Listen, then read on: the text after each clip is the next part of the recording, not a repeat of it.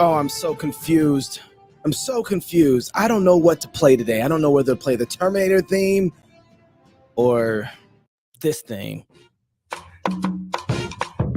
Because yesterday I had a little bit of a problem. I'm going to tell you about that.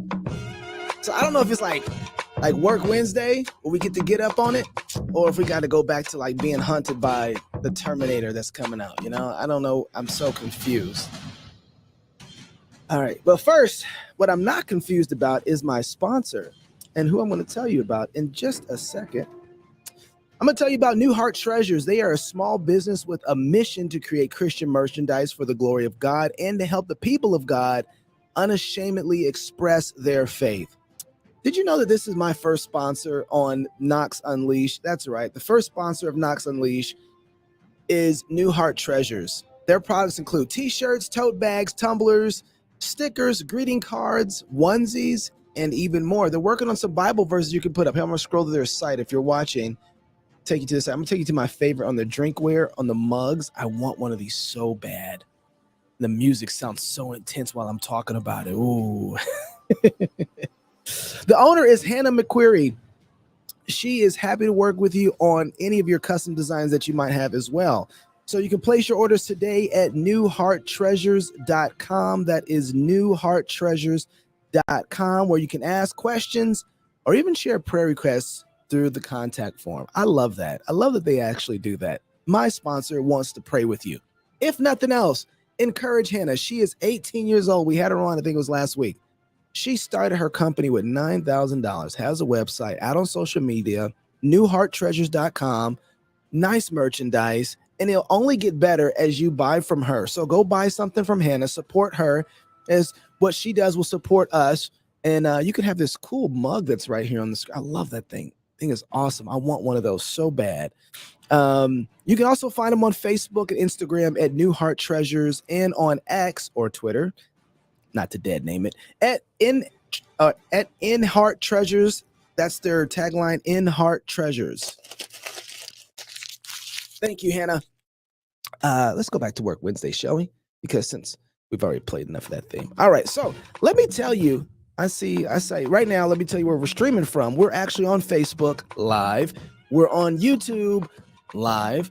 And we're on Twitter videos, or X videos live. Rumble, I see you over there. And we're on Locals, all those places. Hey, Jack, you want to speak already? Did you share the show, Jack? Jack Perry. I don't know if you shared the show. If you didn't share the show, Jack, I'm not letting you speak. Let's see real quick. Nope, you haven't shared it yet, Jack, so you don't get to speak. And until you do, sir, then you'll get that request answered. Possibly. I am going to try. Hey, what's up, Kevin Rainwater? How you doing? On YouTube, watching. James Hall, what's up, baby? How you doing? Good to see you, bro. Where else? Who else is in here? Okay, listen. Y'all know what to do. Hit the share button. Hit the like button. We have to get this thing rolling. That's how we win. We don't sit up here and complain about, oh, we getting canceled. No. We do the canceling. Or we do the promoting. So hit the like button. Drop in the comments like James and Kevin have done already. If you want to speak on Spaces, you have to share the show. There y'all go. I appreciate that. Thank you, Max, Ellie. Appreciate that. My guy, Regular Man, who's not too regular. Jack, I see you, Mr. Perry, but you ain't did nothing yet that I can see. Let me see. See if Jack done shared this. Jack still ain't shared this. Jack got the request button hit, but he ain't shared this, so he ain't talking yet. Sorry, Jack. Hit the road, Jack. No, don't hit the road, Jack. I like you listening. So yesterday I was supposed to do T3. T3 stands for Tech Theonomy Tuesdays. It's supposed to be Thursday, so it gets mixed up a little bit. And I didn't do it. And let me tell you why. After Monday's show with Cross Politic, I got a little bit under the weather, and I went home and I did family worship. And as soon as family worship was done, I hit the sack. Yes, I just virtue signaled a little bit. I'm sorry. Didn't mean to do that. But I wanted you to feel bad if you weren't doing family worship yourself, because you should be. You are the head of your house. You need to be doing family worship. Yeah. So I hit the bed. It was like 8 o'clock, something like that. That's early for me because I'm usually up to like 2 or 3 in the morning. And I didn't get up at all. I stayed. Oh, Jake Perry looks like he shared the show. Okay. Well then, thank you. Ellie's like the police around here. Uh no, I don't see it. Oh, look at he. I think he did. Look at that, 7 minutes ago. My bad, bro. I'm gonna give you access. Um, Anybody else who wants to come in, you might as well go ahead and get it ready. We're gonna talk about some stuff.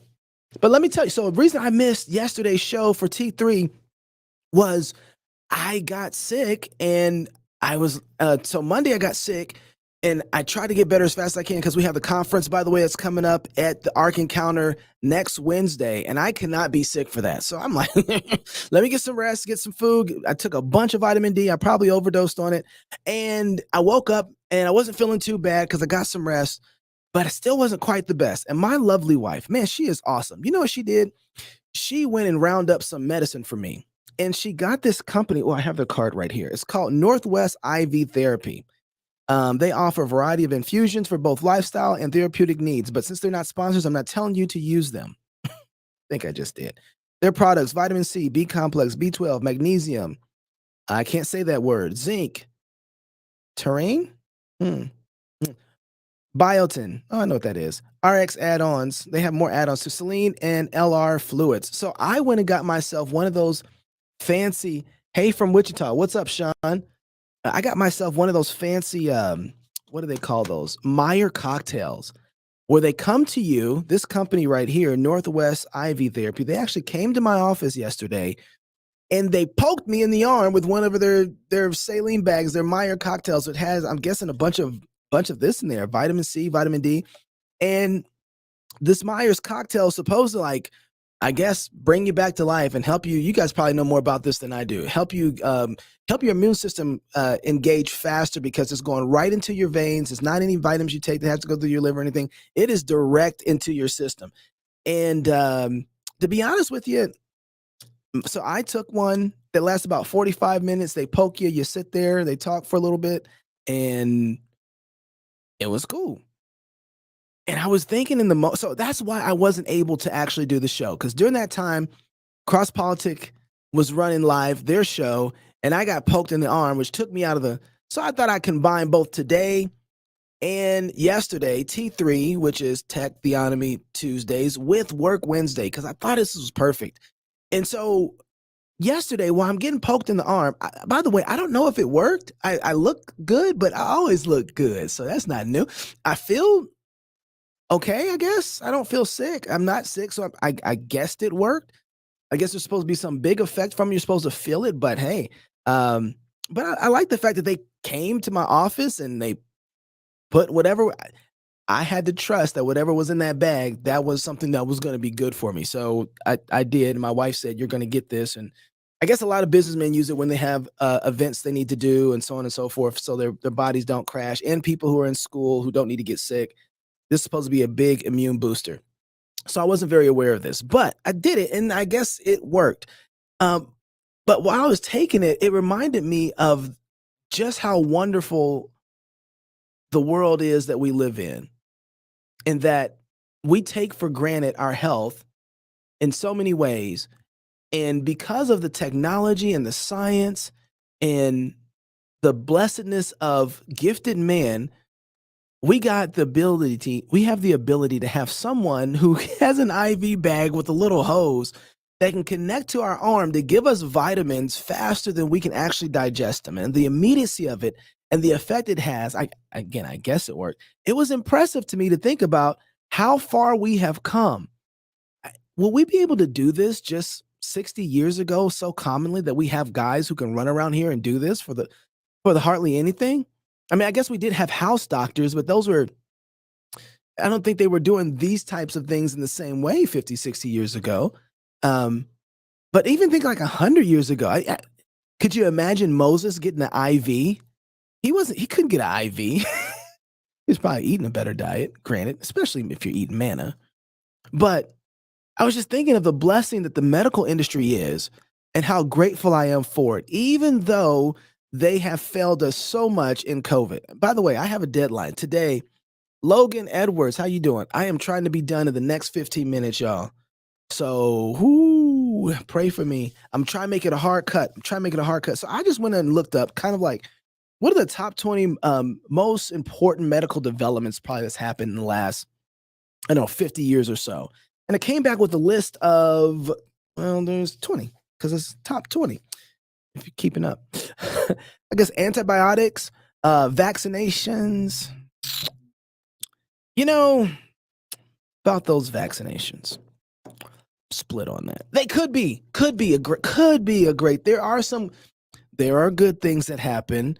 We're just not honest about the whole totality of the conversation with vaccination, but there are some good things that happen from them. If they weren't using little babies to make them, I would have an ethical problem with that. Imaging, that's great. Anti-TB therapy, tobacco control. I don't know about this one. Recognition of adverse effects of smoking and lung health, cancer, and the benefits of actively reducing cigarette smoking and high. Okay. Tobacco control. Didn't know about that one. Some of these words I can't even say. Antiviral therapy for HIV. Maybe I'm wrong. No, I'm not. ACE inhibitors, kidney dialysis, treatments for stomach ulcers, kidney transplants. Wow. We can get new kidneys, people. We can transplant liver transplants, inhale therapy.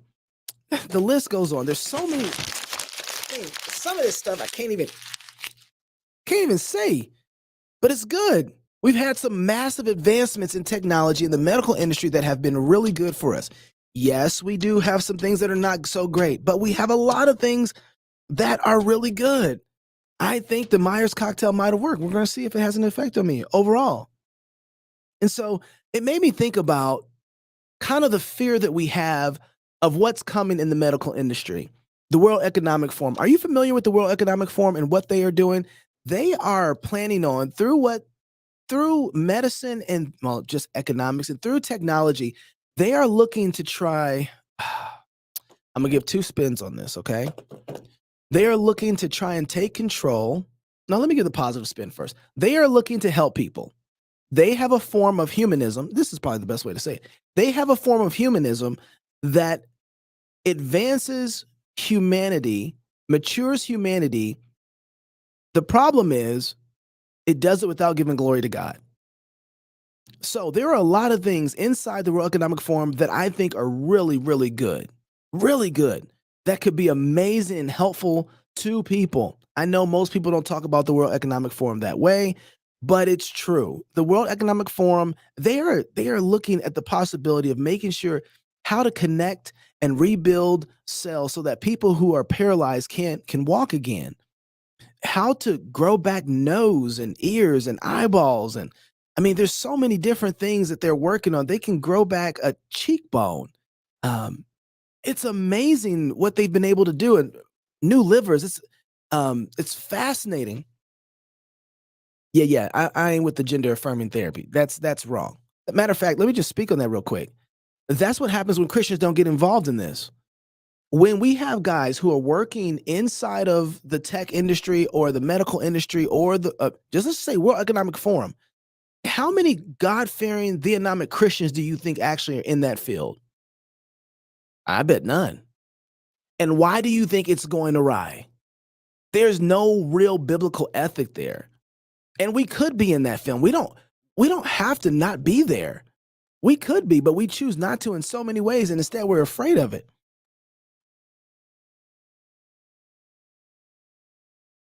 And so I'm sorry, I was just reading some of the chat. That's if I pause, that's what I'm doing.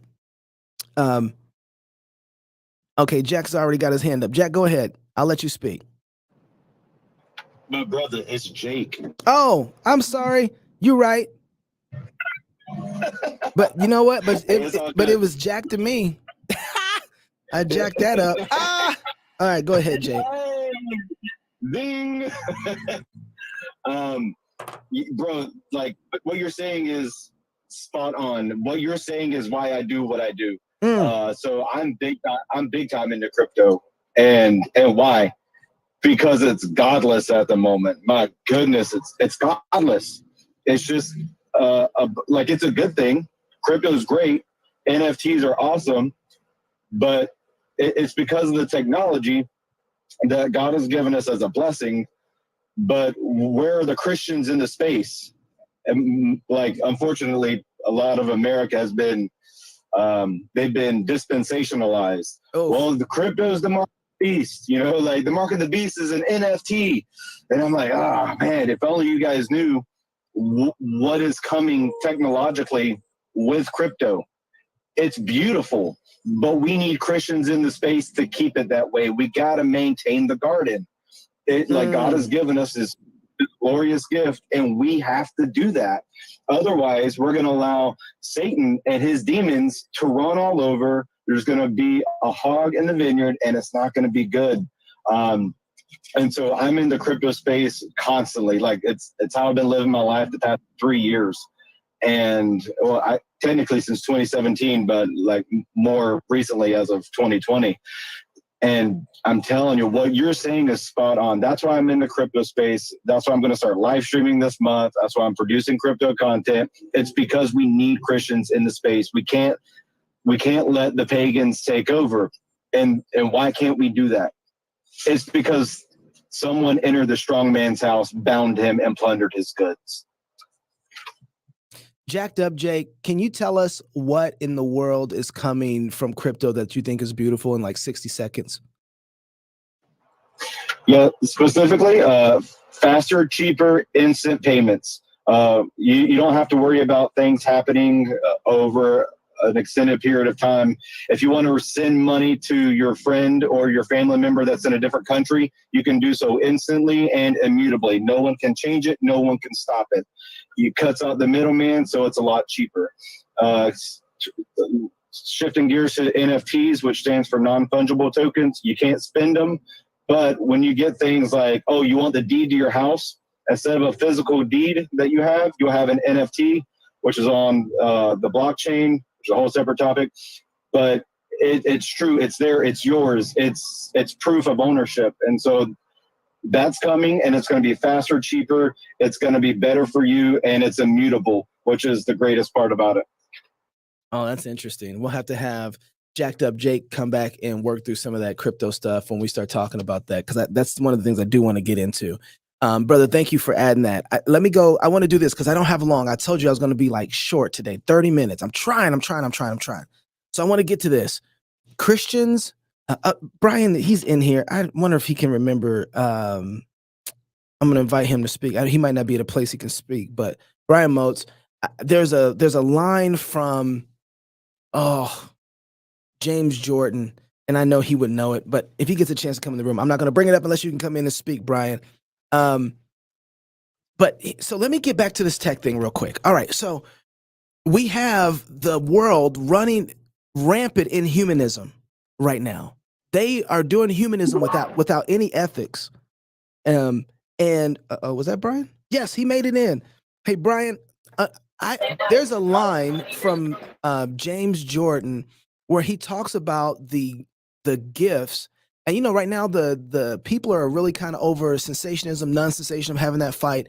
And he's the only person I've ever heard say, well, it's not that the gifts have ceased necessarily. It's that they've matured. And they've matured to people who are gifted, like in medicine. Do you remember that line from him at all? Yeah, that does sound like him. I mean, with any technological innovations, they're going to expand over time. And same thing with how we see Satan and the kingdom both working in the world. So, for example, I get asked all the time, do I think demon possession in America is real? And I can say, sure. But I think Satan has possessed systems. I think there are whole systems of oppression, systems that are corrupt to the core. And so, yeah, Jim would definitely talk about things like that. That's what I thought. Those terms you're I thought he would said something like that. I just want to make sure I had it right. I knew you would be the man to ask about it, because if that's true, then man, it makes sense how some people's gifts go in other places and others. And so it's not everything has a form of, if the world is the kind of place where everything has a form of maturity, that makes a lot of sense to me. because things have matured over time, and everything has matured over time, especially since the closing of the canon and the raising of Christ from the dead. Everything now is in a whole new state. The garden has been, oh, here's another cool one I think I got from James, which was, we forget to see the parallels in scripture. So now we have Adam, who was in the garden, and God gave everything to him so that he would rule and reign it and be a good steward over it. And then where do we see Christ at also resurrected? And where is he at? In the garden with the ladies. And then the city at the end of time is a garden city. Come on now. And so it's coming to full maturity. And so what we need to remember, particularly about tech, is that there isn't one area that Christians shouldn't be in, bringing a Christian ethic to that particular system. And when we don't fill that with Christianity and Christian worldview and the gospel, then what we're going to get is demon possession because we left it vacant, people. Do you understand what I'm saying? When you leave something vacant, it's going to get filled.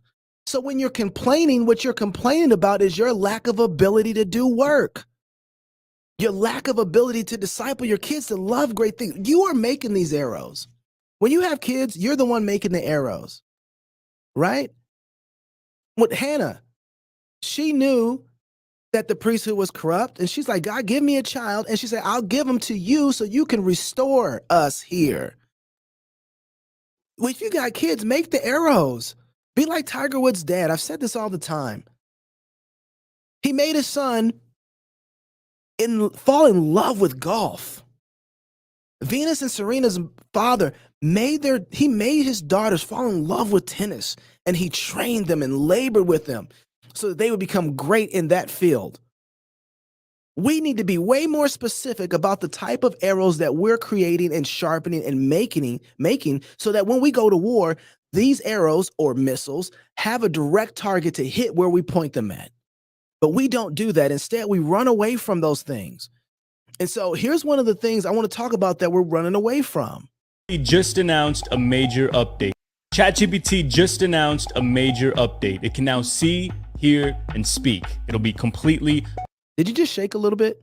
When you heard him say, like, they can now see, hear, and speak, you're like, ooh, let me turn my phone off. Multimodal. Let me show you what that means. So firstly, you can now use voice to engage in a back and forth conversation. And this is a preview of the future of voice assistants like Siri and Alexa, hopefully. What I really love about multimodality is that you can now use images to give context. So for example, you don't know how to lower your bike seat, you can send the image to ChatGPT and it'll give you step-by-step instructions. And you can go back and forth conversationally as you would with your handyman father on FaceTime. So for example, you can send a picture of the manual and your toolbox and it'll tell you what you need to complete the job. And I've thought that OpenAI over the last year has been slowly neutering ChatGPT's capabilities, but this is an exciting update. It'll be rolling out over the next few weeks, and I think it'll likely make it the clear #1 LLM again. But all the major players are cooking. Innovation and competition in this space is going to seriously ramp up over the next few years, and to stay updated on it all and how it may affect your life, hit that follow.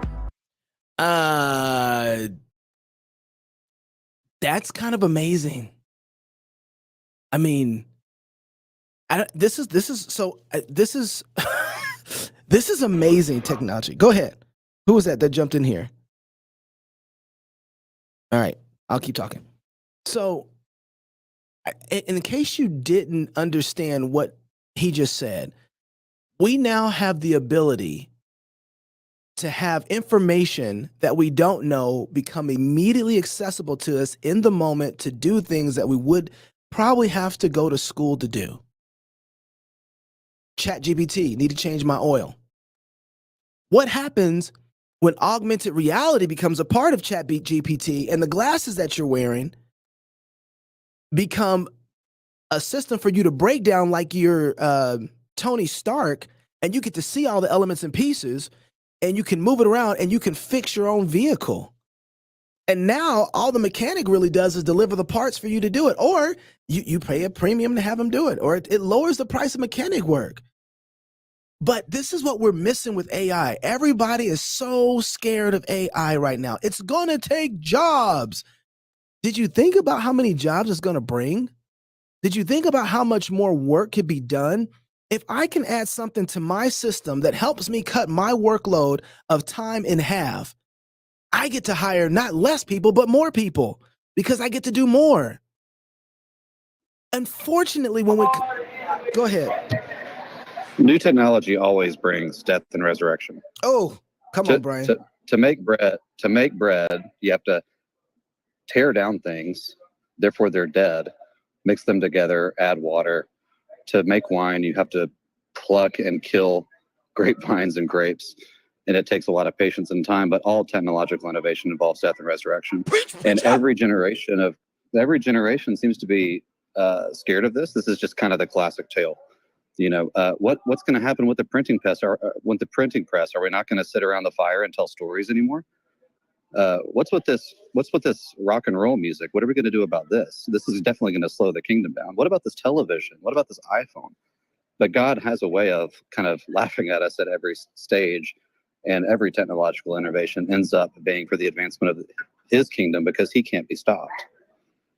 You know, Brian, I just want to add to that. First of all, and second of all, whenever the pagans are chasing us with tech, it always, or anything for that matter, I could really harp on what you just said about death and resurrection in tech. We should see the world and everything through a form of death and resurrection. And every time we see death, we should be excited to be like, ooh, I wonder how God is going to do this one. Because you know resurrection's coming. Why you act like there's no resurrection? Why are you acting like them? We don't act like that. When we see death, God's going to raise this up. And so we can be faithful in that. But here's the deal. Whenever I see us or Christians getting chased by anything, I'm always thoughtful of Deuteronomy 28. Where have we neglected to fear the Lord in such a way that our enemies are chasing us? And not just that they chase us. Remember in Deuteronomy, was it Deuteronomy? Or was it, I think it was Deuteronomy, at the end of Deuteronomy, the song of Moses. So it's chapter 32, where the enemy says, one of us will chase 1,000 of them. And part of that is that it wasn't just that they were chasing them. They felt arrogant and good about it because they knew that the God of Israel wasn't with them anymore. And that's the only way that they could chase them so much, is because they knew that they weren't worshiping the true God. And so fear infiltrated inside of Israel to the point that they are getting chased by the people who shouldn't be chasing them. But when worship is rightly restored, which is one of the things we really got to remember all the time in this, if worship really is warfare. This is why psalm singing is so important. I think it was my guy, we had all the Series C ministers in here. Theodore, if you disagree, let me know why. I don't want to just know that you disagree. Write out your point, or if you're X, come on, I'll talk to you about it. I got Max here. I'm gonna let Max in for a second too. But one of my guys who were here as for the CRAC, one of the elders for a pastor, he said, listen, if we can just change one thing overall in all the churches, if we could just get them to sing psalms on Sunday or one psalm every Sunday, that would have a massive impact on the culture and society in restoring worship. And I think he's right about that. Max, D 2020, I'm gonna give you the floor because I'm about to wrap up. Sure thing. The thing that I saw with ChatGPT right away is how good this is going to be for us to learn and to train up our children. I'm an engineer, and there's things where I don't know a topic, like something in chemistry. You can ask it, hey, what are the 5 things that I need to know? And then dig down wherever you want to go. And that's just going to be such a great tool for raising up our kids. And just so we're clear, we're not saying that, look, the people who have programmed ChatGPT, they haven't programmed it to help Christians, right? Unfortunately, it seems like most tech is like that, and a lot of things are like that. Canaan wasn't built, when the Canaanites were building Canaan, they weren't building it to say, let's make sure we build really nice grapes for the Israelites to come in and take over. That wasn't their plan. But the way that God tends to work is that he makes this, we talked about this, I think it was Monday. He makes the feet of the wicked very slippery in the world that he's designed. They can't get traction. So while they might be able to come up with something and start something really well, we should be like, oh, they just made that for God's kingdom, for God's world. How is that going to be used to glorify the Father? And we need to be in the process of creating those things too and competing. We can do both and not just one or the other. And so part of what I mean, and Max was bringing up a point that I want to talk about a little bit too, which is the fact that, look, we can now hire people who are hardworking but don't necessarily have the knowledge or the skills to do something with some of this equipment that's coming out, right? So we can hire people who don't even speak the same language as we speak and work together to build something. Can you imagine what this is going to be like working in a mission field? To have these kind of things available if you're trying to build a hut, or if you're trying to, dig ditches and create a whole new water pipeline for a group of people. I mean, there's unlimited possibilities to the good that could be done. Will there be bad that will be done? I'm sure there will. It's always the case. But if Christians aren't there to disciple the nations on what ethics they need to be using as they're creating this tech, then we are not going to be effective in how this tech is being used. And the more that we are fearful of it, the more and more that we're going to allow them to overrun us. All right. Anybody else want to say anything before I leave? Because I thought Theodore was bold enough to say why he disagreed, but he just typed he disagreed, and then I haven't gotten anything else from him. So I guess some of the things that we need to think about is, okay, that doesn't mean to be foolish. That doesn't mean to be foolish in this. That doesn't mean so just don't think about the cost. There's always a cost to this, and there's always a way to manage it too. So when we look at it and say, okay, I want to start doing something on TikTok, so then you don't just throw your phone up to your 15-year-old and say, hey, go dance on TikTok, whatever, I don't really care. I'm not saying that. That's being silly. But it doesn't mean, so long as that platform exists, it doesn't mean that you can't take your family, do something fun with your family, post it on social media, and use that to. I got a friend in Georgia, and I'm praying. Her name is Shanice Lewis. If you find her on Facebook, I hope you do. I want you to go encourage her. She makes cookies and cakes, and they are amazing. And I've been trying to get her to figure out how to get these cookies and cakes to be shipped, because, guys, I'm telling you, you've never had a cookie like this lady's cookie. She makes amazing cookie. If you were at G3, she went and made a tub of cookies and brought them to everybody. And the work that she does, having 6 kids and making cookies, and the beauty that she brings to their home, and the beauty that she has in making these cookies, it has a teleos to it. It does something. The beauty of that thing, believe it or not, the way that she loves her family, to actually see that on social media, that is an argument. That's a beautiful argument, and it's one that wins. And if she can ship those cookies out to the rest of the world, and they can get a taste of what she makes in her godly kitchen, that's not just regular cookies. Them godly cookies. Them godly cookies in the same way we got godly chicken. We got a regular man. You got the floor. Go ahead, man. Hey, brother. Thanks for letting me speak. Hey, I had a quick question for you, though. Yeah. I completely agree. Christians need to just be more in spaces that are just predominantly pagans. You see that in tech. You see that in industry. You see that in big business. You see it everywhere, including the chat, GTP, and all that garbage. But I wonder, what can we do as Christians to preclude the temptation of being lazy and pushing it off? I've already heard of people crafting their sermons using chat GPT. What are your thoughts? How can we not be lazy? Is that basically what it is with these pieces of software? Well, you know what I mean. To doing it for Christ, in Christ's life, for Christendom, not just for a paycheck, like, TD Snakes and Olstein and those garbage people. It's pretty easy just to say, chat GTP, write me out a sermon for 5 pages, double length, double space.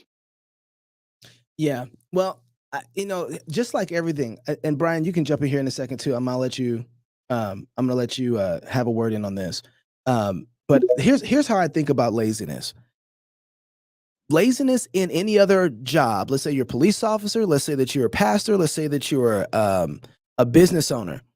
laziness is one of those things that comes directly from how you were trained in your home and how you act in your home. Your qualifications for any other job out there is all really how well you do in your household and how well your household has trained you. And so if we are going to reject the culture of laziness that could be created from these pieces of platform, then it's all going to have to come from how we're discipled and trained at our home and how we're training our kids. And here's what I mean by that. We tend to, when it comes to something that we don't want to be bothered with our own children, and the conversation seems insignificant, we tend to take a form of laziness to that kind of discipline instead of actually engaging it. She won't give me my shirt. Oh, you just go give me the shirt. Stop playing. Instead of, well, let's work through this. Are there any witnesses? Have we worked through whose shirt it is? Where does it belong to? Have we worked through the theological principles of who has the shirt and can this person take it? And we don't want to do that a lot of times because it takes a lot of work, a lot of effort to give that much energy to something so simple as she took my shirt or they said I can't have it. But I've realized in myself that the more that I take the time to work and disciple my children properly and not just brush off those moments and not put off to tomorrow what I can do today in my own house, then I find myself not willing to take the easy way out as it relates to everything else too. And so the beginning of our ability to not be lazy has to come from us not being lazy with our own households. And if we are being lazy there, then starting on the outside, trying to work the way in is not going to be helpful at all. And so anybody who's working, and this is a kind of the thing that follows blessing too, anybody that's working and has a heart for work is going to find things that help them be a benefit to them to do more work. And if you find something that you're using that isn't helping you do more work, then you need to put it down and go back and get some things right before you should be able to pick that up. Get work done first, and then let God add the tools to you so that you can do more work. If God gives you a talent, you don't bury it. You don't preserve it. You work it to get more, to give more. Brian, you have anything you want to add to that? I completely agree. I mean, the standards of God's law don't ever change, and so obedience to Him needs to be the same today as it was yesterday, as it will be in 1,000 years, with all kinds of technological innovations. So laziness, lying, coveting, all of these things are going to take different shapes as disobedience is going to look different as history unfolds. Am I lazy because I drive a car and don't walk to the store? Or am I lazy because I go to a store instead of growing my own food? All of these definitions and standards have, changed, but God's law never has. And so I think we need to be living in the Proverbs. We need to know that the soul of the lazy man desires and has nothing, but the soul of the diligent will be made rich. And so as Christians, we are to wake up and to get after every day and work really hard. And for preachers, that Chat GPT at this point could write a sermon for you, of course, but it can't exegete your congregation for you. And that's the goal of the pastor.